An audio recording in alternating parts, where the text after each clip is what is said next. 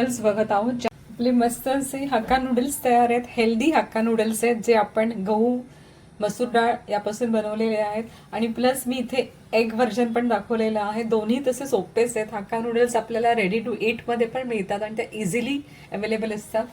मैदा सोडून त्या व्यतिरिक्त जर कुठल्या चांगल्या गोष्टींनी बनवलेले असतील तर असे हक्का नूडल्स नक्की ट्राय करा.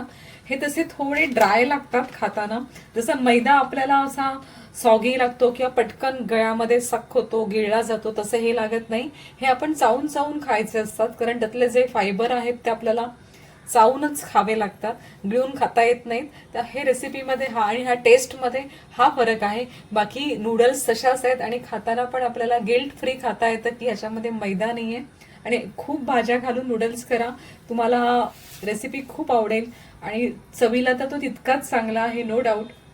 या रेसिपीसाठी आपण नेहमीप्रमाणे गाजर, beans, capsicum, fresh onion, spring onion आहे, कॅबेज आहे.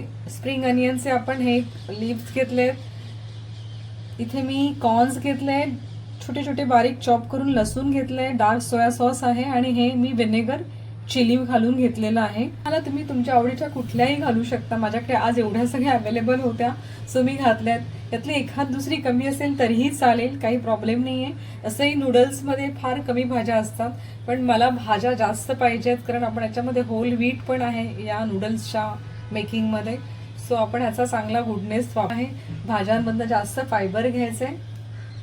तुम्ही ते पाहू शकता की या नूडल्सचा रंग पूर्ण ब्राऊन आहे. आपण बाकीच्या वेळी हक्का नूडल्स वापरतो तेव्हा त्या व्हाईट असतात. तर आपण पहिल्यांदा नूडल्स जे आहेत त्यांना बॉईल करून घेणार आहे. त्यासाठी मी इथे एका पॅनमध्ये पाणी तापत ठेवलेलं आहे. मी इथे 2 कप पाणी एका फ्लॅट पॅनमध्ये तापत ठेवलेलं आहे. नूडल्स पाण्यात पूर्ण भिजतील इतपत पाणी घ्या आणि त्यात चवीपुरतं मीठ घातलेलं आहे आणि नूडल्स घालून मी जवळजवळ 7 ते 8 मिनिटं या नूडल्स शिजवलेले आहेत. आपल्या मैद्याच्या नूडल्स असतात त्या 5 मिनिटात शिजतात पण ह्या नूडल्सना जरा शिजायला वेळ लागतो, त्या हार्ड असतात. बरोबर नूडल्समध्ये मी 1 चमचा ऑलिव्ह ऑइल पण टाकलेलं आहे आणि 7 ते 8 मिनिटांनी मी नूडल्स चेक करणार आहे शिजल्या की नाही. आणि जर त्या शिजल्या असतील तर आपण स्ट्रेनरमधनं काढून घ्यायच्या आहेत.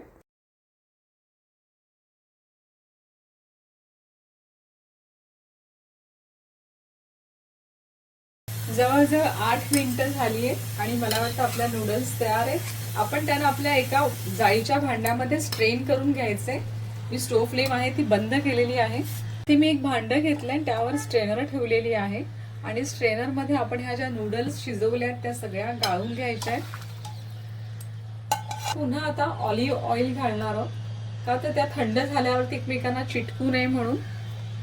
अगदी नावाला मी हार्डली 1 चमचा घातलं असेल आणि आपण त्यांना ढवळून घ्यायचंय.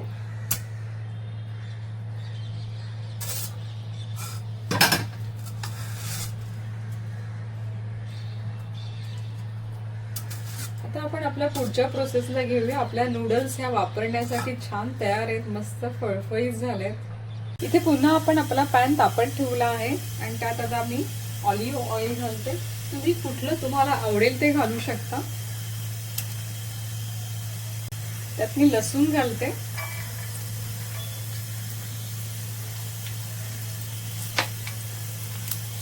बरेच लोक याच्यामध्ये आलं पण घालतात पण ऍक्च्युली ट्रॅडिशनल नूडल्स मध्ये जिंजर वगैरे वापरले जात नाही.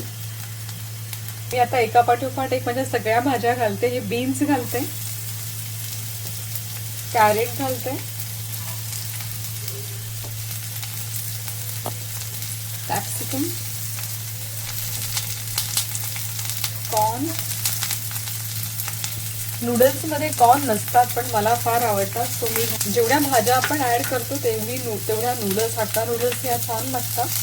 आणि आपण हा आपला जो कांदा आहे तो घालायचा याच्यामध्ये.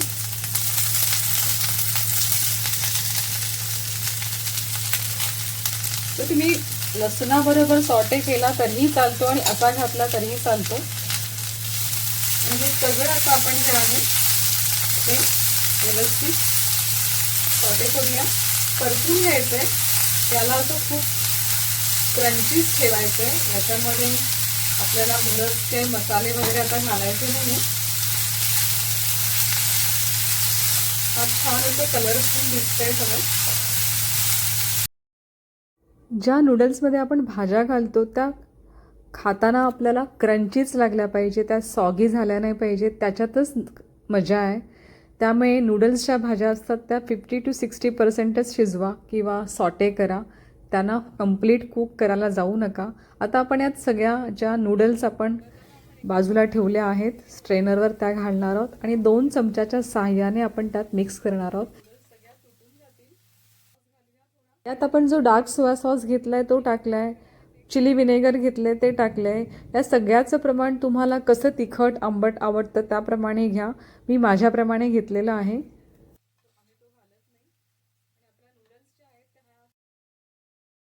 इंडो चायनीज क्युझिनमध्ये नेहमी अजिनोमोटो वापरलं जातं.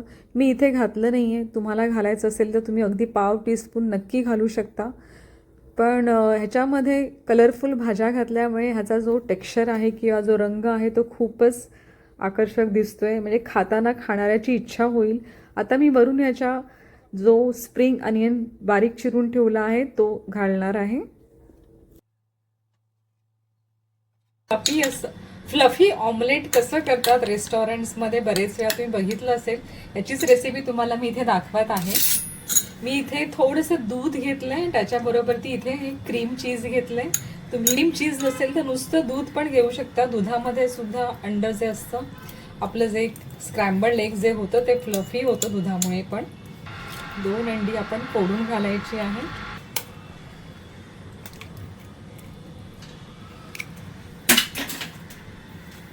चवीनुसार आपण याच्यात मीठ घालणार आहोत. थोडंसं आपण ब्लॅक पेपर जे आहे ते क्रश करून घालायचं.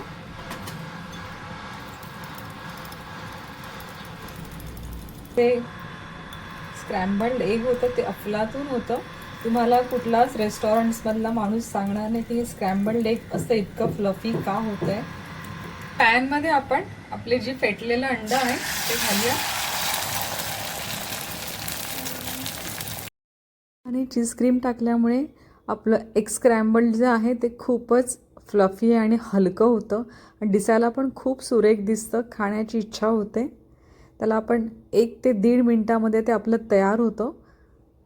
त्यावरून मी थोडीशी कांद्याची चिरलेली पात टाकलेली आहे आणि पुन्हा त्याला ढवळून घेतलेलं आहे आणि हे रेडी आहे.